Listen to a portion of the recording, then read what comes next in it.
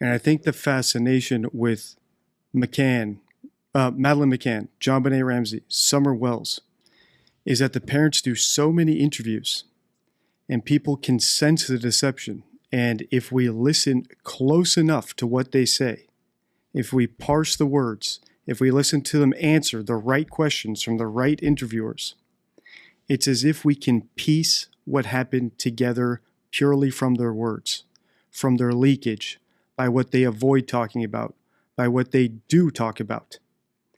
And that is, in essence, the fascination of the mystery. I do believe the answer is right there in front of us if we listen close enough. And that's what we try to do on the channel. And so far, whenever one of the cases I looked at has actually come to a resolution, like the ones I pointed out earlier, we've been proven correct. Is there any evidence that Madeleine McCann was sedated? I'm Deception Detective. I'm an attorney trained in statement analysis, and this channel exists to expose lies and manipulation.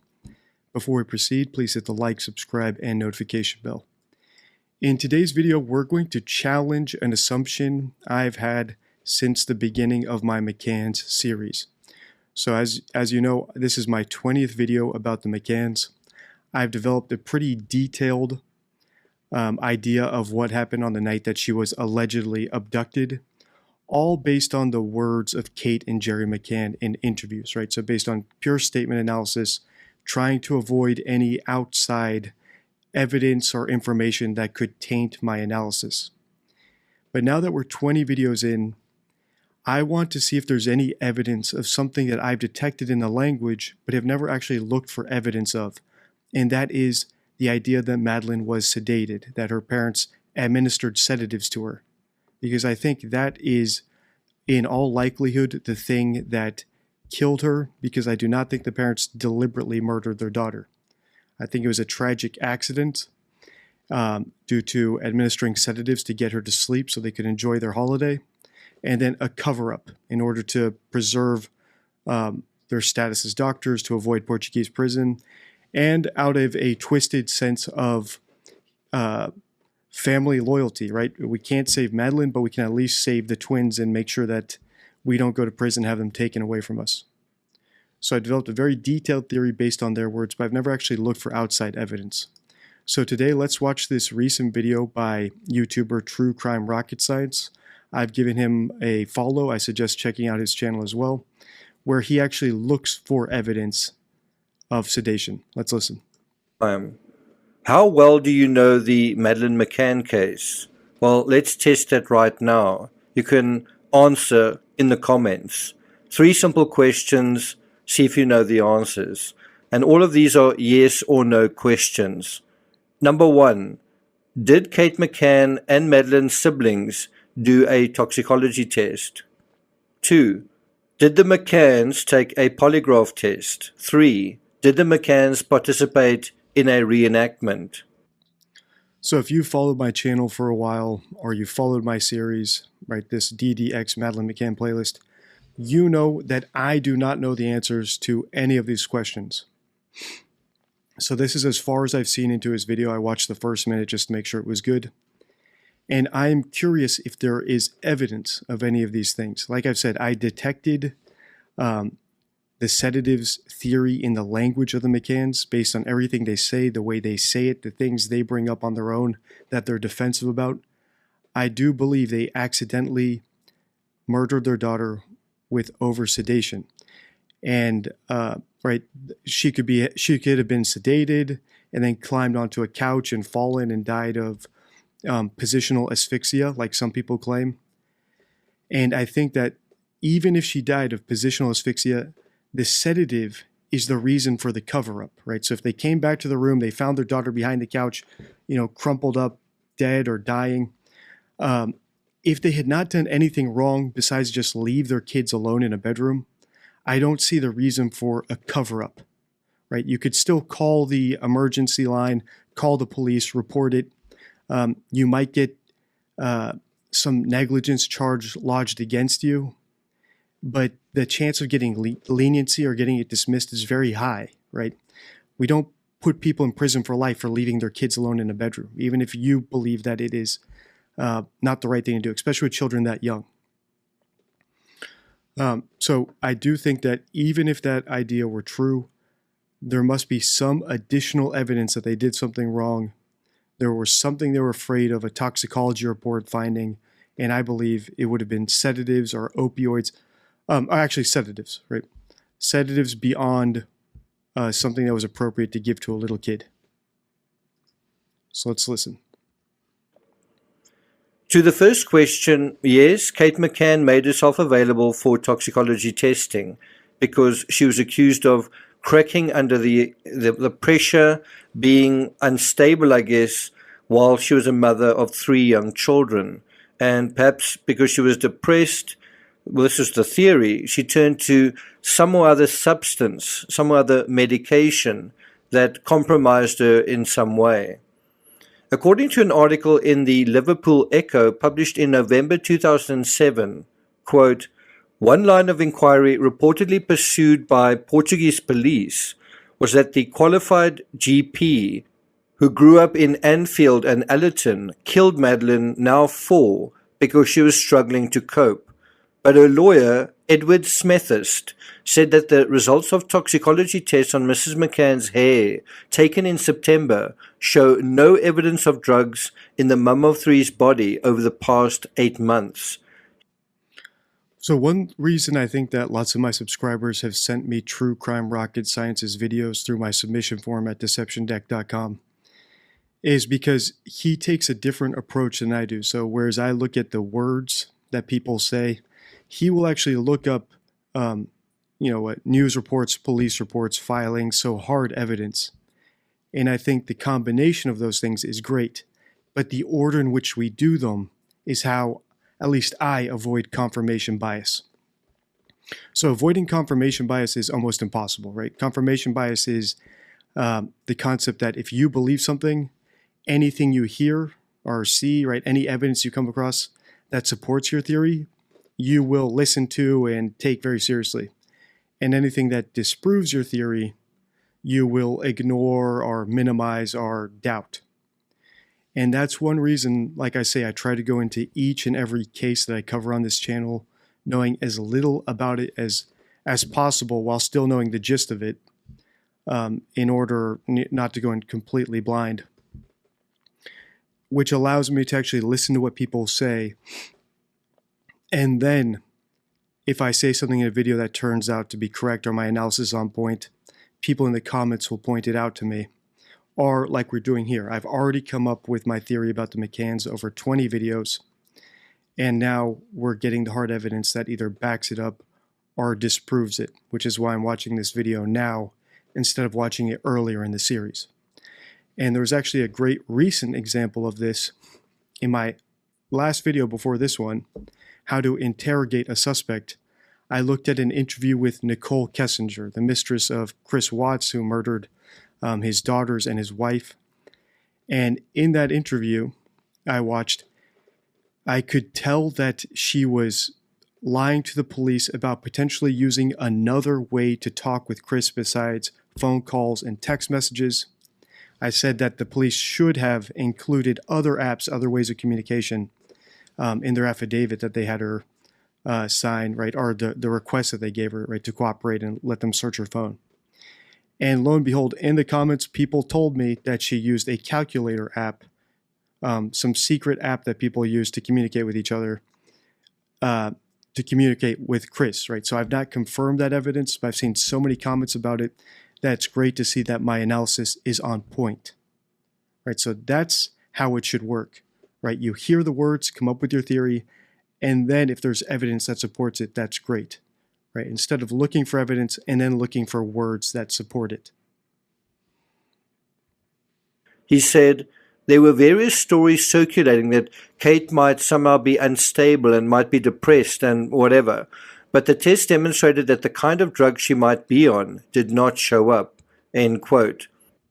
So let's just listen to this report again. So, right, what I wanted was a toxicology report on maybe the twins, because if the twins had been sedated, it's more likely that Madeleine was also sedated, right? So part of the bedtime routine would have been to sedate all the children so they sleep and stay still while the parents go out, right? So they don't do things like get up and go climb on the couch and look out the window and potentially fall and get injured. But so in this one, we're seeing that there was a toxicology report done on Kate. But I heard something about 8 months, so I don't know how useful this is. So let's listen to that. Let's see if this report is useful at all. Reportedly pursued by Portuguese police was that the qualified GP who grew up in Anfield and Allerton killed Madeleine, now 4, because she was struggling to cope. But her lawyer, Edward Smith... Okay, so this is one theory, that Kate deliberately killed Madeleine because of the stress of having Madeleine, who they said was admittedly a very loud child, on top of newborn twins, right? So 2 more children at once. It can compound lots of stress. Both parents are working. Personally, like I said, I don't see the language of deliberate murder. The way they talk about Madeleine, the way they describe the night does not sound like Kate lashed out at Madeleine, bonked her on the head, or killed her in a rage, or even premeditated. Smethist said that the results of toxicology... And one way they're testing for that theory, right, the police, was to do a toxicology report on Kate's hair, a hair follicle test, to see if she was taking any hard medications, right? Let's say like a antidepressant, I'm assuming, or antipsychotic, which might suggest that she was in a psychotic state of mind around the time that Madeleine died or was allegedly abducted, which might lend more credence to the idea that she deliberately killed Madeleine. And like I said, I don't see that in the language. But it is a good illustration. What if we came across this evidence first, right? What if we came across a toxicology report that showed that Kate was on antidepressants while she was in Portugal, or antipsychotic? So we had that evidence, and then we go listen to what they say. With selective hearing and with confirmation bias, we might hear more evidence that goes along those lines. Right? So for example, one reason I think that Kate administered the sedative to Madeleine that killed her is because whenever Kate claims guilt for what happened to Madeleine, she always says I, right? So the McCanns always talk in the plural we, right? We went on vacation, we put Madeleine to bed, we did, toilet, teeth, pajamas or whatever, we. But whenever she talks about regret or guilt, she switches to I. And I think that's because she cannot share the guilt of giving that sedative to Madeleine with Gerry, because she knows she did it herself and she takes that guilt personally. But if we had studies, toxicology report that showed she was an antipsychotic, we might interpret that to match up with that evidence. Right, so I hope I'm not belaboring the point here. The way we did it is the right way to do it. We listen to the language, come up with our theory based on what they say in multiple interviews, the words they choose, how they talk about it. And now is the appropriate time, once we're pretty solid on our theory, to see if there's evidence that supports or disproves it. And the thing is, in my early videos, it was great to get confirmation because I wasn't doing cold cases, right? So when I looked at Liver King, and I said, hey, based on the way he talks, it sounds like he's using steroids and he's lying about it. A few weeks later, he came out and said he was on steroids, right? So it was a nice, great, easy confirmation. Or when I said that the video gamer Nadia Mine cheated on video games, right, in tournaments, which she didn't deserve to be in there, that she was cheating when she was playing. And then later she was banned by the game. So it was a nice confirmation that I was on point. Or like I just said earlier with Nicole Kessinger, I said it sounded like she was working really hard with the way she was talking to the police, the way she was answering their questions, the way she was omitting words to exclude other apps from the search. And it was confirmed in the comments that she did have other apps.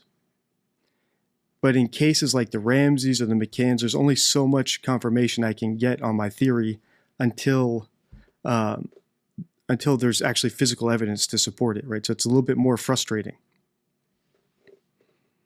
tests on Mrs. McCann's hair, taken in September, show no evidence of drugs in the mum of three's body over the past 8 months.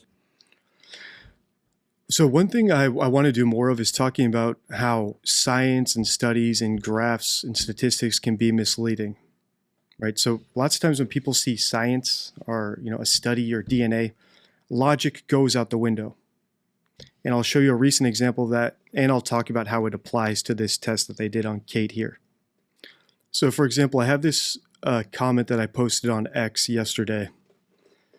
It's from my Ramsey series, my John Benet Ramsey series. And the commenter said, the Ramseys were exonerated in 2008 or 2009.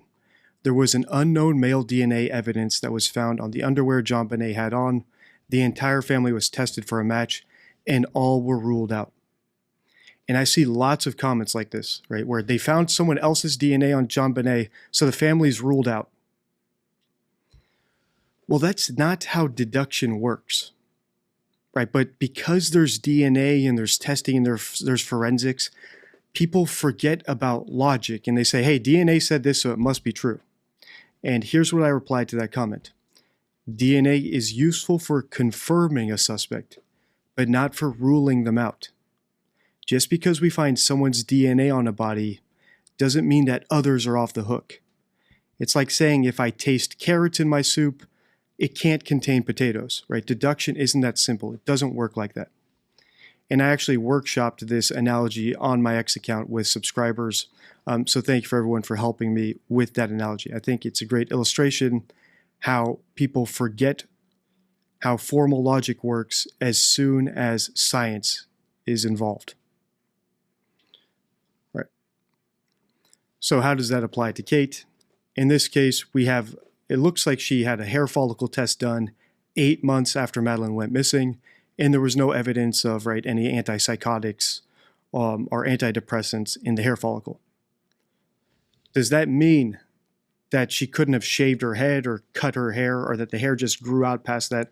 I don't know exactly how hair follicle tests work, but I feel like these sorts of tests are similar to DNA tests, right? Just at first glance, what I'm seeing right now. It might be useful for confirming if someone was taking a medication, but just because you don't see it in the hair follicle test does not mean you can rule it out. So I feel like these sorts of tests are great for confirmation, but not for ruling anything out. But this is the first I've seen it. I'm just seeing this clip here, so I don't want to go too deep into that. Also, let's say Kate was on antipsychotics or antidepressants. I still stick to my theory. That's the beauty of coming up with the theory based on the actual words that people say before looking at outside evidence or editorialized takes from experts or detectives. Even if she was on all that, she could have been on antipsychotics, antidepressants. She could have had a rage. But I still stick with my theory that Madeleine died from an oversedation by a mistake. Because of the way they talk, the words they've used, right? People always speak based on everything they know. That's why statement analysis is so powerful. That's why the deception detection we do on the channel is so powerful. And speaking of the power of deception detection, as you may know, I've compiled my 52 favorite rules for spotting lies and manipulation in the Deception Deck. It is on pre-sale right now at deceptiondeck.com. And thank you to everyone who has pre-ordered. And if you have pre-ordered, I have a surprise for you right now.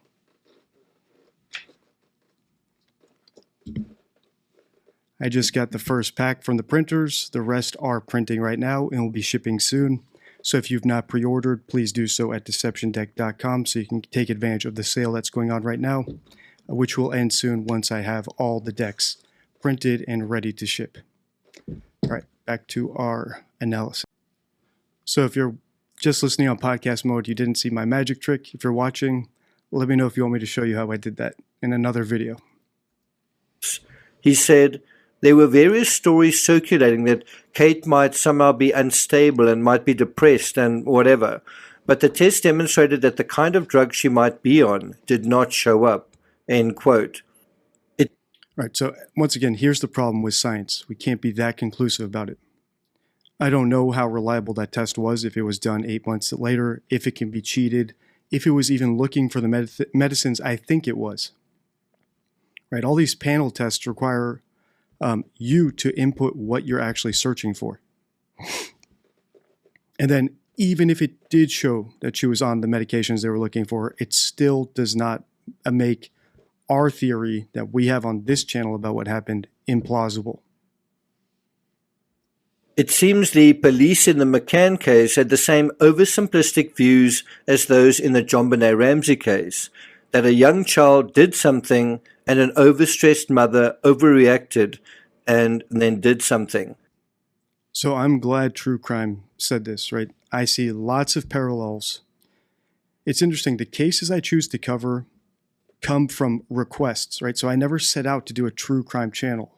When I first started my channel, I actually wanted to avoid true crime just because of how heavy the material is. Right? Some of this stuff is depressing. But the way I determine how I pick videos is I see requests in the comments. So lately I've seen tons of requests for Keely Radini. So she might be on the next community poll. Or the Memphis 3 or Dior Kuntz. So I look at all the requests that come in and then I put them on community polls. And then based on who wins the community poll, that's the next video I make. And over time, the cases that have risen to the top include Madeleine McCann, JonBenet Ramsey, Summer Wells. And I don't think it's a coincidence that these ones always seem to rise, that these ones have risen to the top. Because these are almost like little whodunit cases. And they are more subtle than just someone lashing out and murdering someone, in my opinion.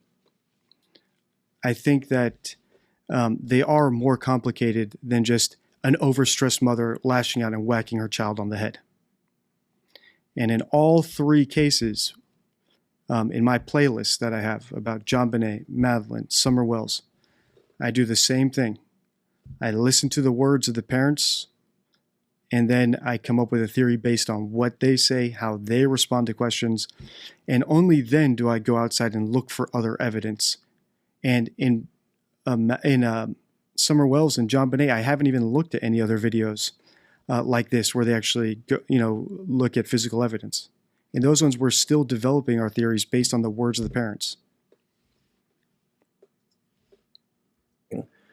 And this is a sign of not really knowing the true family dynamics, the true complexity of what's going on in the home situation. So I think I'm on the same wavelength with True Crime Rocket Science here. I think that these cases are more nuanced and subtle and complicated.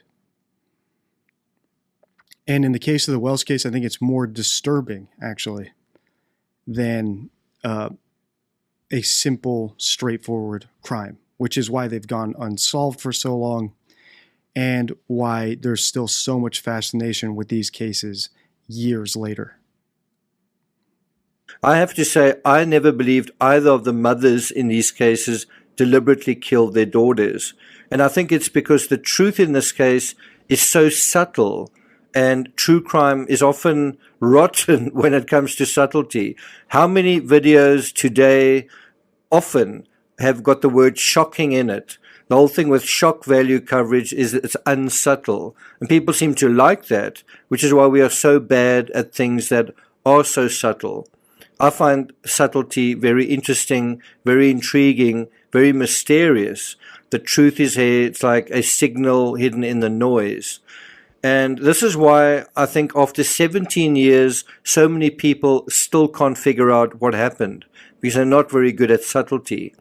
Most people seem to repeat the same obvious but untrue myths over and over again, without thinking critically, without going down a few additional layers and working through the subtleties systematically. You're forced to do that. When you write a book, you're forced. So this is, I didn't want to pause him there because I agree with almost everything he said there. I think it was well put. And I think the fascination with McCann, Madeleine McCann, JonBenet Ramsey, Summer Wells, is that the parents do so many interviews and people can sense the deception. And if we listen close enough to what they say, if we parse the words, if we listen to them answer the right questions from the right interviewers, it's as if we can piece what happened together purely from their words, from their leakage, by what they avoid talking about, by what they do talk about. And that is, in essence, the fascination of the mystery. I do believe the answer is right there in front of us if we listen close enough. And that's what we try to do on the channel.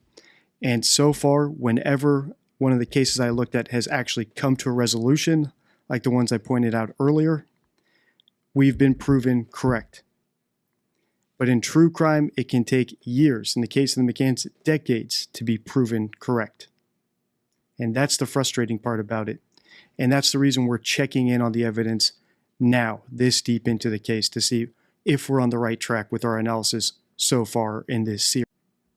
To do that, tie the narrative together in a lot of subtle ways that you wouldn't do in a 10-minute video or an hour-long video or even 2 hours long. You've got to link together your narrative in a way that's cohesive, and then you realize start seeing those subtleties.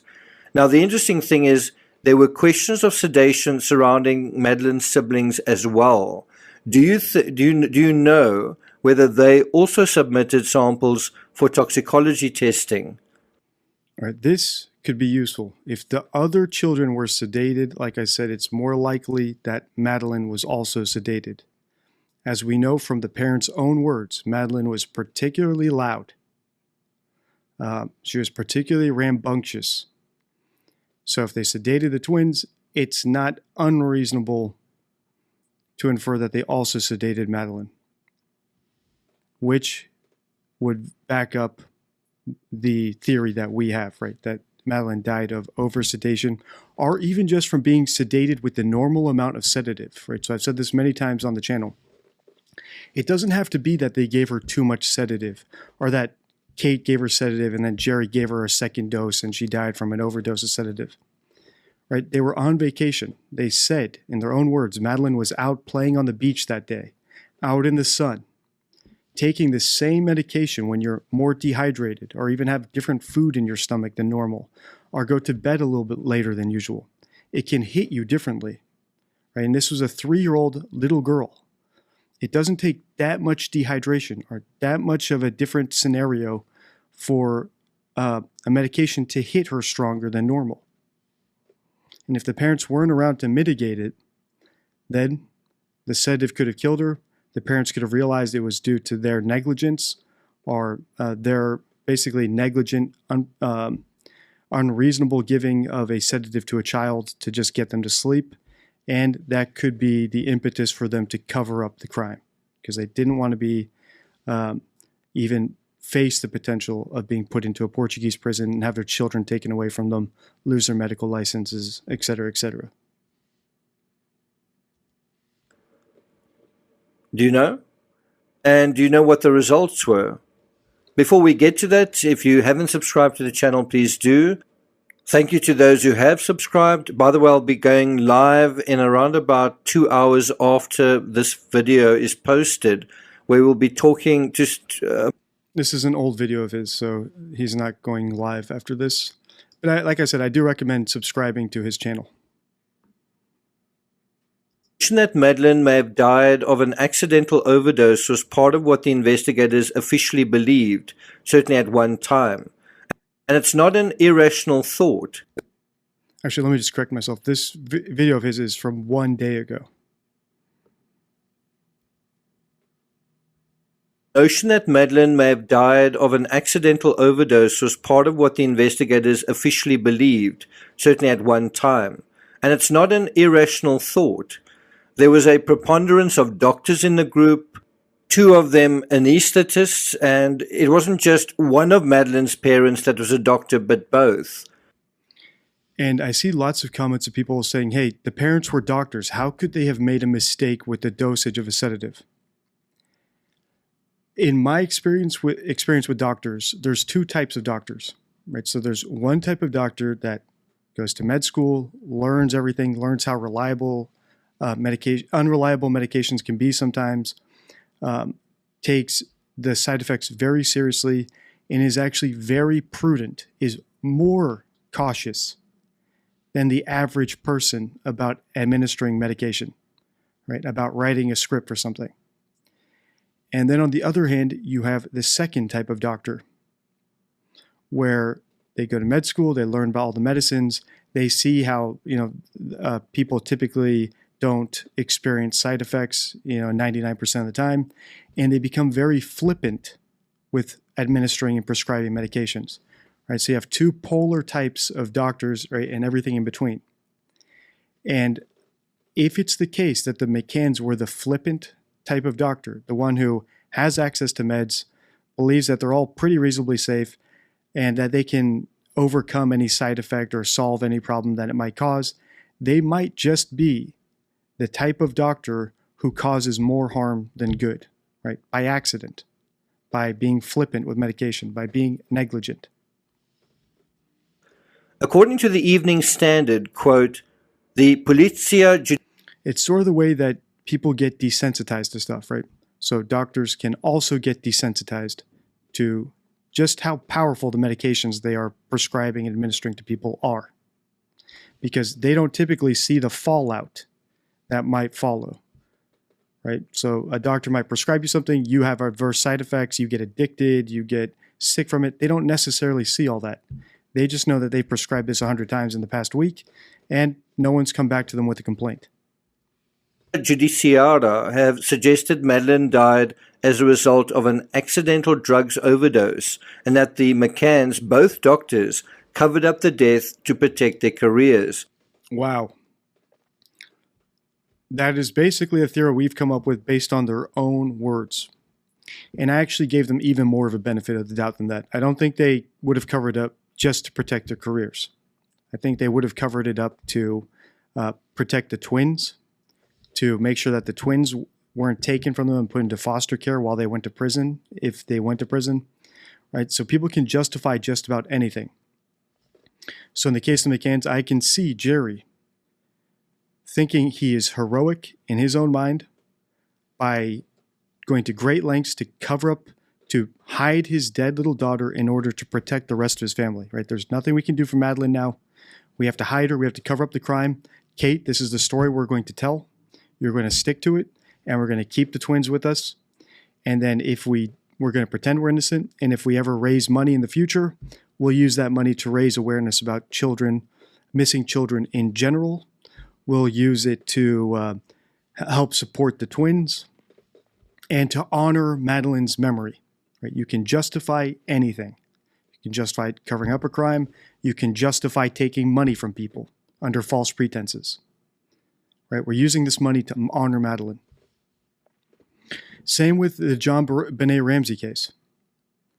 I can picture them saying, I can picture, in particular, John Ramsey saying, look, because I believe that Burke killed JonBenet, whether deliberately or by accident, killed her, and the parents covered up the crime. And I can envision John saying, look, Burke is going to have the stigma of killing his sister for the rest of his life unless we cover this up. And even if he is narcissistic, like some people say, right? Even if he's a narcissist, he can still justify it that way, right? I will not have my son be known as a murderer for the rest of his life and have this follow him. So there's nothing we can do for JonBenet now. Patsy, go upstairs, get ready to write a ransom note. We're going to cover this up, put Burke in his bedroom. And I, to protect my family and to protect my son, or if he's a narcissist, to protect my reputation, will tie a garrote around her neck to make it look like a psychopathic kidnapper killed her in the basement. So people can go to great lengths, and they can justify great lengths, morbid things, if you didn't know the context. Right, so I see lots of people say, well, I can't imagine the parents tying the garrote around JonBenet's neck. That's too much. What would you not do for your kid? Right? What would a parent not do out of love for the remaining child? If you knew that tying garrote around your dead kid's neck would save your other kid, it's not really much of a Sophie's choice. You only have one kid left. You would do anything to protect them. right? And don't get me wrong here. I'm not excusing anything that any of these people have done. I always believe that honesty is the best policy. I believe that even if they had accidentally killed Madeleine in the McCann's case through an overdose of sedative, they would have been given leniency by any jury, because we've already seen how much leniency they get from the press, right? It's almost taboo to question them, even though I do believe that all the signs are there. Same with the Ramseys. If Burke killed his sister, if they had just called the police and mentioned it and talked about it, I'm sure Burke was 9 years old. They could have had it so his name wouldn't be in the press, and the stigma would not have followed Burke for the rest of his life. So that's part of the reason I think that they might be a little bit narcissistic in that case, in that they also did not want their own reputation ruined. But that's a different topic, different series. Check out my John Bonet series if you haven't seen it yet. Yes. Now, obviously, this is a very dated article in the Evening Standard going right back to around about 2007. More specifically, the 20th of October 2007, which was around about 6 weeks, just less than 2 months after they were first officially called arguidos in this case, which happened in early September. And so within 6 weeks, they were very involved. They were doing a lot of their own investigations, I guess, on themselves, their own testing. They'd hired lawyers and, people to a forensic team to address certain questions. And so by the end of that period, at the end of 6 weeks, they said in the media, made quite a big deal about it, that they'd gathered irrefutable proof that the children were never drugged. And so the Standard goes on to write, once again, when it comes to science, even if they did not find any sign of sedative, that does not necessarily mean they were not sedated. Right? Science is great for confirming things, but it's not great for ruling out things. So let's say that they had administered some sort of sedative that wasn't indicated on the panel. It wouldn't have shown up. So I don't like using tests, DNA, blood test, hair follicle test, any sort of test to rule something out, although it is great for confirming something. And then once again, even if they had not sedated the twins, that does not mean they did not sedate Madeleine. So I already questioned the science, but even if the science is correct, it still doesn't prove anything about Madeleine. And what I'm doing now is not necessarily statement analysis, but just critical thinking, the way you should be thinking, basically thinking like an attorney, right? How we're trained to think, especially in the criminal defense side. Just because something is proven, does it logically mean that the thing we care about is proven or not? And if not, then we don't really necessarily care about it at all. If the twins were sedated, that would suggest that Madeleine was also sedated. It would help us. It wouldn't confirm, wouldn't mean 100% that she was. But the twins not being sedated similarly does not mean that Madeleine was not sedated. Right? It's formal logic. And sometimes what happens is people mistake possibility with likelihood. So I see lots of comments saying, well, DD, it's so unlikely that these doctors would have over-sedated their daughter. They're doctors after all. Well, just because something's unlikely doesn't mean it's impossible. Doctors make mistakes all the time. And then B, I don't even agree with the premise of that comment. There are some doctors who are super conservative and very good, but there are also doctors who are very flippant with medications and very lax with them. They're desensitized to the power of a medicine, to the power of sedative or an opioid. So even if I agree with the premise of it, it still doesn't prove anything, and I don't agree with the premise of it to begin with.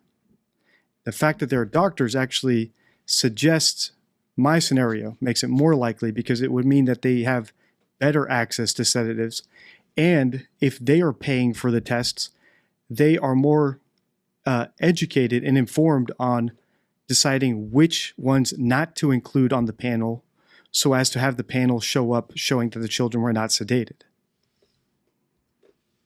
We understand that samples of hair were given to a forensic team hired by the McCann's lawyers for analysis. All right. So these forensic teams are hired by the McCann's attorneys. Automatically, we have bias in the study. So anything that comes out of that study is needs to be rigorously analyzed and needs to be met with prima facie skepticism. The toxicology tests performed on the hair are understood to show no traces of sedatives. The test results are part of a dossier of evidence compiled by the McCann's legal team at law firm Kingsley Napley. So just coming back to the theme of this video, how to defeat cognitive bias. Imagine you had seen that study first.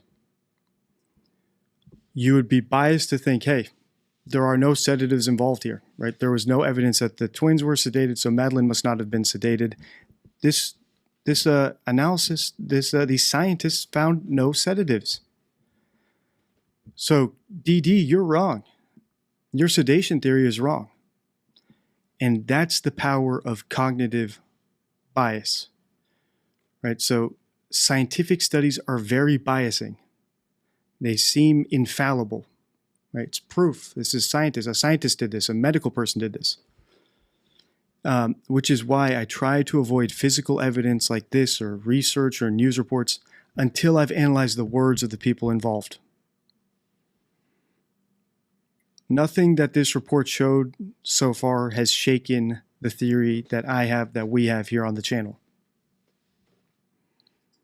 But if you had not developed that theory in the first place, you could get shaken very easily, right? You'd be predisposed to disbelieve anything I say because I'm talking about sedatives, and you've seen that there was a study that showed there were no sedatives. When in reality, this study was paid for by their attorneys, so sent to a lab that their attorneys contracted with.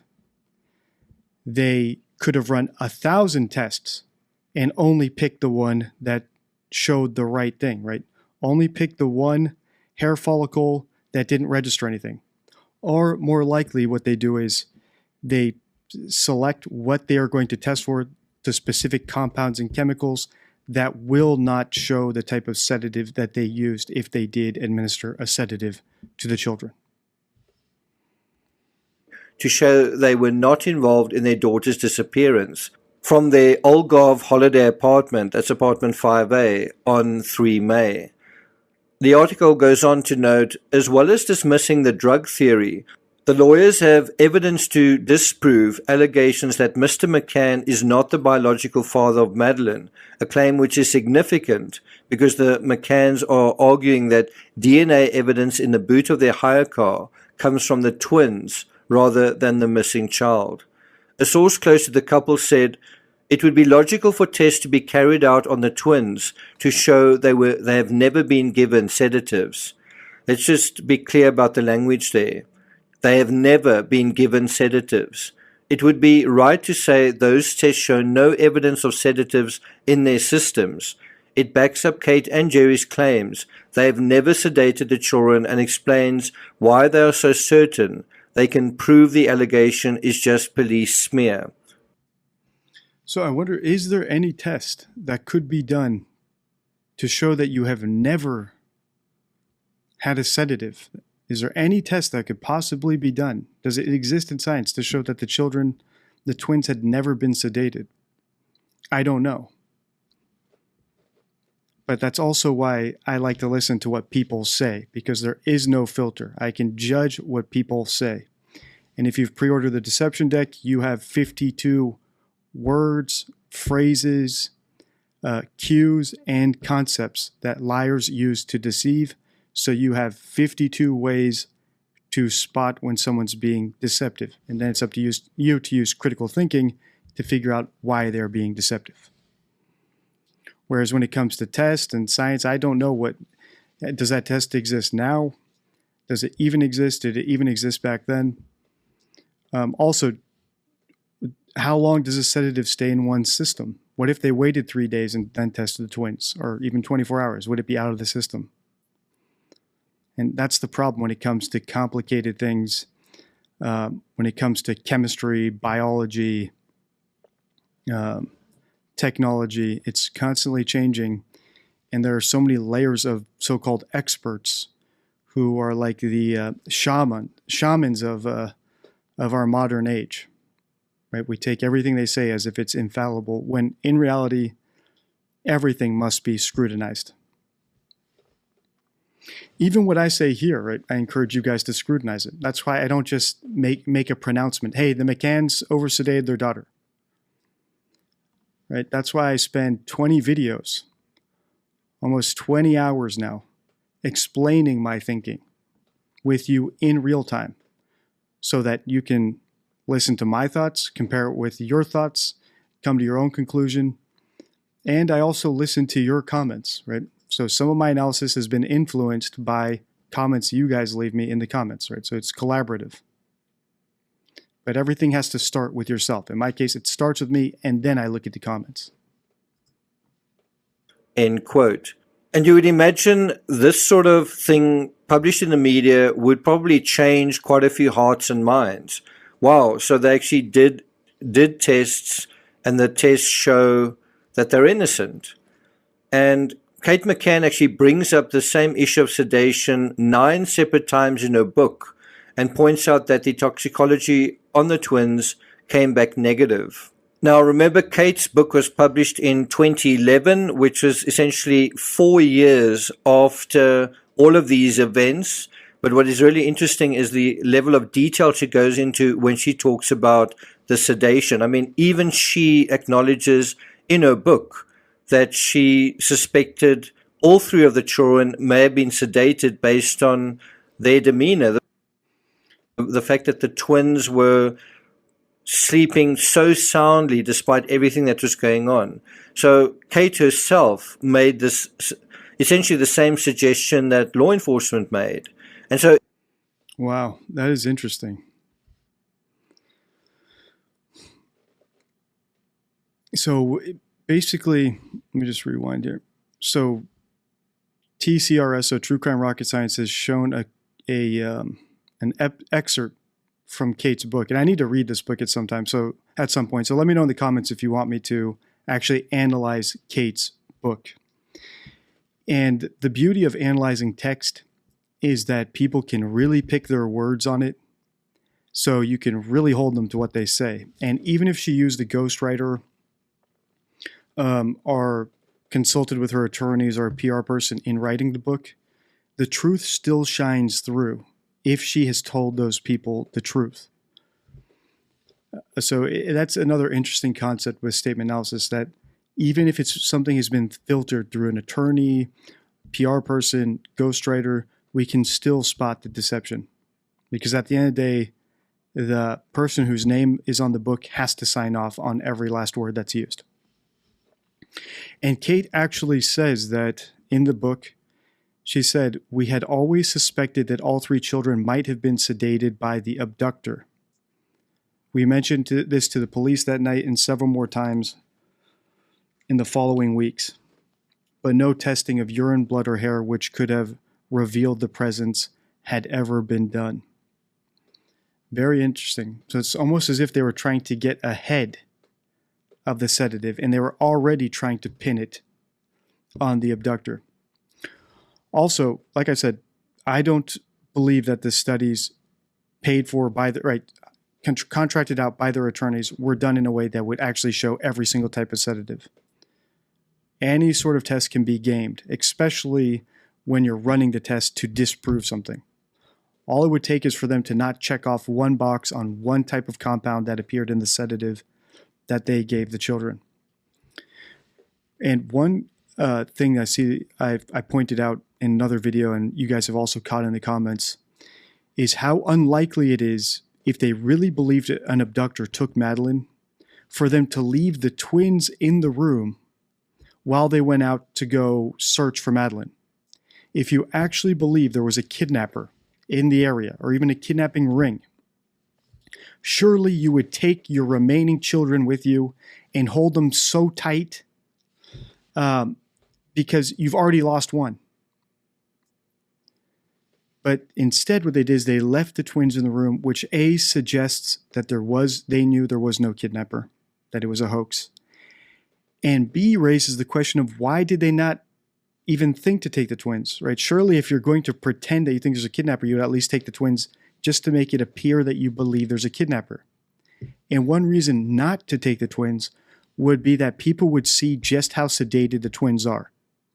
Right? Instead of being alert and woken up by their parents holding them, running around, they would be limp like rag dolls. That would surely attract people's attention and make it, and actually provide some witnesses who say, hey, look, the twins looked sedated. So leaving the twins in the room, A, might have just been an oversight because lying is hard. Putting yourself in character in a position of something that you're not actually in is very difficult. So they might not have acted like the parents of an abducted child because they weren't. Or B, even if they knew it looked like a plot hole in their story, it wasn't worth the risk of taking the twins with them because it would reveal that the twins were sedated by how limp and non-responsive they were. And it seems like the latter is more likely because in the book, Kate is trying to get ahead of it. Right, so she probably was trying to get ahead of it at the time. Right, the twins seem awfully sedated, don't you think, officer? That's weird. Did the abductor sedate them? Because we didn't. Sleeping so soundly despite everything that was going on. So Kate herself made this essentially the same suggestion that law enforcement made. And so isn't there some merit to that question? Well, the obvious unsubtle answer is no. How can there be? There's no evidence. But what happens when we dig a little bit deeper and we look at the question and the analysis in a more subtle way? So first I want to refer to what Kate McCann writes in her book. She says, I felt angry that the children had to go through this further insult. As for me, I looked as if I had alopecia, though I cursed the abductor and the Polizia Judiciaria. That is also strange. I looked as if I had alopecia. That's something I said earlier when they were talking about her hair follicle test. The hair follicle test was done 8 months later. There's no point at which she could have shaved her hair to get rid of all the hair follicles. Is that how hair follicle tests work? So it's interesting that she also gets ahead of this, the alopecia. Because maybe if someone said, hey, if accused her, hey, you shaved your head, that's why the hair follicle test didn't show the antipsychotics you were on. She can say, well, I was pulling out my hair because I was so stressed. As I said in the book, it looked like I had alopecia. The more I see of these excerpts, the more I feel like I need to read this book. As much as I don't want to give them money because I know that any money I give them will potentially be used against me at some point because they sue everyone who talks about them. But I do need to read this book because from what I'm seeing here is lots of the stuff they bring up in the book, they bring up defensively to get ahead of things. So it would be curious to see what else they bring up on their own. To go through this further insult. As for me, I looked as if I had alopecia. Though I cursed the abductor and the Polizia Judiciaria, I had bigger things to worry about. And then this is the important part. All the hair samples produced negative results. While this didn't totally exclude the possibility that the children had been sedated, that's such an important point that she's making there. She herself is saying, even though there were negative results, this didn't totally exclude the possibility. And just like I said, that's how these studies work. They're great for confirming things, very weak for disproving things. A test showing no sign of sedative does not mean there was no sedative. A test showing sedative does mean there was sedative. Right? So it doesn't work both ways. It's great for proving, it's very weak for disproving. And she also says why. Because of the time that had elapsed, but then she says what it also meant was nobody else could prove otherwise. In other words, the law and the media could not prove that they'd been sedated. And I do think they, took some publications to court for saying in a sort of unambiguous way that they were certainly, definitively, definitely sedated. Kate also writes, "It's sadder still that such tests weren't carried out at the time." Now, it is very sad. It is very unfortunate. They were doctors. Did they not think about that themselves if they were being accused of it? Why? Like I said, A, the tests are not great for disproving, and B, because they are doctors, it makes it much more likely that they were able to game and cheat any tests that they did select. For example, if you knew what sedative you gave someone, you knew what compounds it had, you could have your lawyer run a test, right? We tested for 200 different types of sedatives and didn't find any sedatives. Well, A, what if there were 200 types of sedatives and you didn't test for that last one deliberately? Or B, what if you waited to run those tests, because I think they did run these tests quite late, much later, until you knew for a fact that all the sedatives had left the system. Also, it's not like they're under a duty to report every test they run, because I don't think they were ever formally defendants or anything, right? They could run a test every day until the test shows up negative. And that's the problem with people treating scientific studies or DNA, stuff like that, as if it's gospel. Just like anything, it can be gamified. As soon as you involve a human in the selection of the sample or interpreting the sample or writing up the result, you allow the possibility of human error, manipulation, deception, manipulation. Why wait to provide these samples? Why wait? All right, so we're at over an hour now. We're about halfway through this video. Let me know if you want me to do a part 2. Please do check out True Crime Rocket Science. If you like his channel, please let him know that I, Deception Detective, sent you in his comments.